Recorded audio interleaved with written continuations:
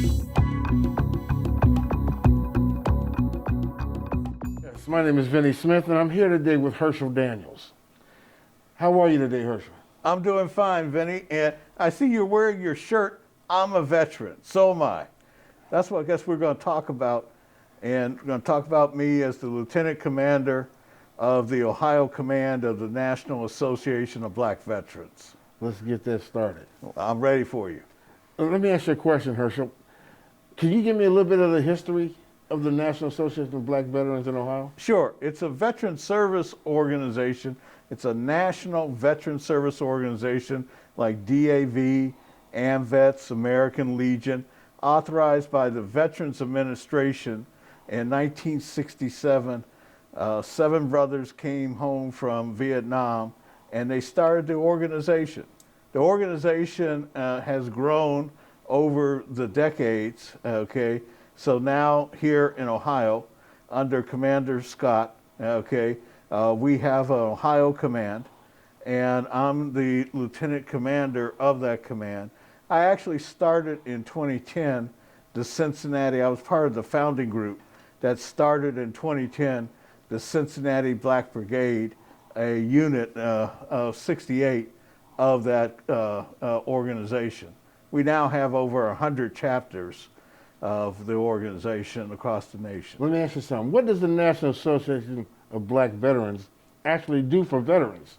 Well, we have veteran services officers who have experience. So if you have problems interfacing with the Veterans Administration, okay, then as a consequence, you go to us, okay, and we can help you interface with the Veterans Administration and services for everything from health care to housing, okay. Now, my charge is specifically to enhance those services. So here in Hamilton County as a start, that's what we're going to do.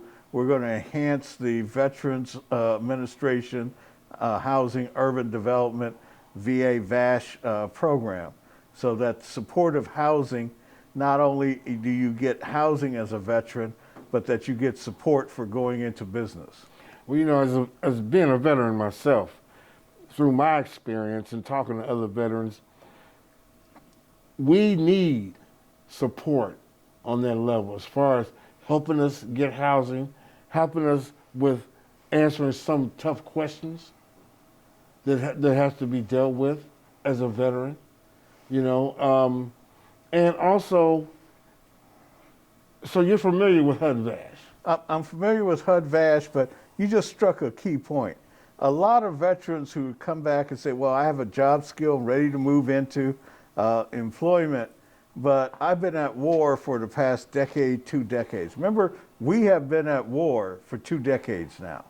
And a lot of veterans have come out and they're ready to go back into the workforce and have a skill set, but they're having problems because the mindset that you have as an active duty combat veteran is totally different than you have as a civilian mindset.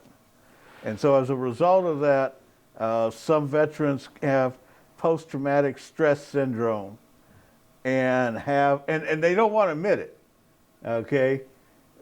And they can't admit it because it doesn't seem that, but it shows up. Well, there are a lot of veterans that have PTSD. And like you said, a lot of guys have it and they don't talk about it. And girls, now don't forget now. And ladies, and ladies you as know, well. we're older guys. Ladies as well.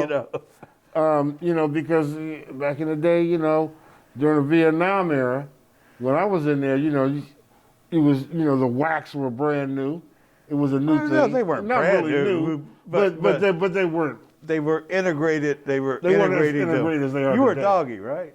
Excuse me? Oh, I'm sorry. You were in the Army. Army. Yeah, okay, doggy. Oh, okay. wow. Here he goes. Talking about the... Oh, no, look, I hung around with mad dogs. The only reason I'm alive is because I was a squid with mad dogs. All right? Okay. All right. Marines and Navy. Okay. All right. But I also did Fort Bragg and Fort Gordon. Okay. You know, I remember out at Fort Gordon, they took me in a perfectly good airplane over at Bragg.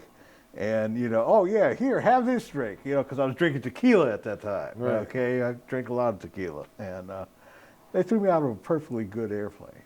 Okay, I was not happy. Okay, all right, but, Well, that it has happened to the best of us. yeah, well, that's what they said. The party afterwards was good, but then again, it was a lot better than it was when I did my carrier landing. Right. Okay, doing carrier landings. Oh yeah, okay, great. All right, Okay, so let me ask you this: the National Association of Black Veterans are going to deal with. Do deal with. Well, we're talking about just not now, but in the future as well. Yeah. And they're going to get more broader. We're going They're going to get broader in their approach. Well, we're setting the model here in Ohio to take advantage of the president's order. Okay. All right. So when President Biden came into office, he gave an executive order, 13985, and that executive order addressed underserved communities and addressed the whole issue of racial equity. And so we're going to leverage that in the Veterans Administration to deal with the 9 million veterans that the Veterans Administration serves. 9 million. 2 million of which who are black. Now, our organization is not just black veterans. It's open to all veterans. But we have a focus on black veterans. We have a focus on people of color. We have a focus on underserved veterans. Okay. When Obama came into office, he said no more homeless vets. And you know what he did? He put in a policy for the interagency task force that came up with a process to end homelessness for vets. Mm-hmm. But it's not been implemented nationwide. Right. As a matter of fact, in Hamilton County, it's not been implemented. Okay. So how do we turn that tide? We're turning it. This is what this is about today. Okay. This is the start of turning that tide. I've been charged by my commanding officer to bring special programs to the fore based on what I know and what I do. Okay? And so this is that start to talk about using that. Okay. To making that happen. Okay? To getting that in place to, when we were just having this whole discussion about, $50 million a year, coming out of the city budget, all right, what we, and people said, no, okay. Well, hey, we have to address the issue for people who wrote the check of their lives. We all, as veterans, wrote a check to the U.S. government that said, you can cash it with our lives. And now, those veterans who are homeless, and many of them are the PTSD veterans, mm-hmm. Okay? That, in my first series, when I came out in 77, I wasn't ready to be, it took me 2 years to realize that I wasn't ready to be a civilian. All right? And so, yes, I went back and served another 2 tours, okay? But those who have come out of combat today and normalized into society and are homeless, our job is to rapidly rehouse them versus the people who were appointed. Their whole thing was you have to earn your housing. Now, being a veteran myself and somebody who's a member of HUD-VASH, mm-hmm. I experienced things that other veterans told me they experienced as well. Stuff like, HUD-VASH, you say they give you a certificate for rent. They give you a move-in voucher. And you go and you look for a place to move to. And you see vacancies. And people say, well, we won't take that voucher. I said, well, this is a veterans program. they won't take the voucher. That's why one of the things we're doing is that we've gathered a real estate development team to build veterans housing as part of mixed-use development.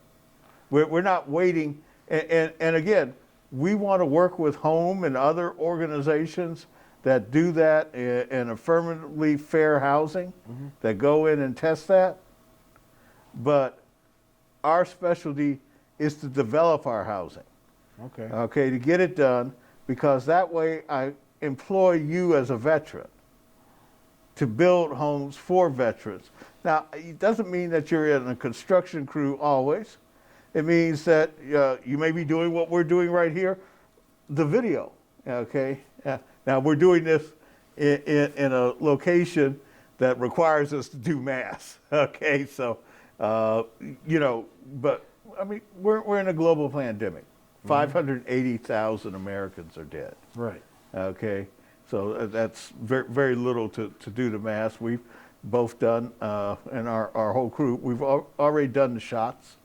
Okay, we've done that. But, you know, our basic prescription is that we can build homes for veterans, with veterans. Okay. And we've gathered a team to do that. We've got a construction company that has built thousands of student homes, malls, shopping centers. They're coming in. We've got an architecture group that does this work. We've got a public company that is interested in working with us. And we've got a public-private partnership here as a partner for Nabvets. So, let me ask you this. If a veteran is watching and he wants to join the National Association of Black Veterans, what does he do? He can go online to Facebook, and if he wants to see, if he's in Ohio, in the Ohio Command, he can just go to Nabvets 68. Okay, we're on Facebook at Nabvets, Nabvets, or he can go to nabvets.org online. Okay, and it'll go down, and if they're watching in Cincinnati, they'll see a command choice. If they're watching in Columbus, they'll see command in Cleveland.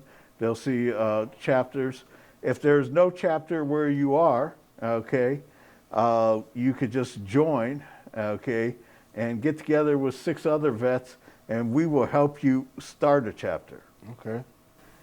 We want to thank Herschel Daniels for coming in and spending time with us today.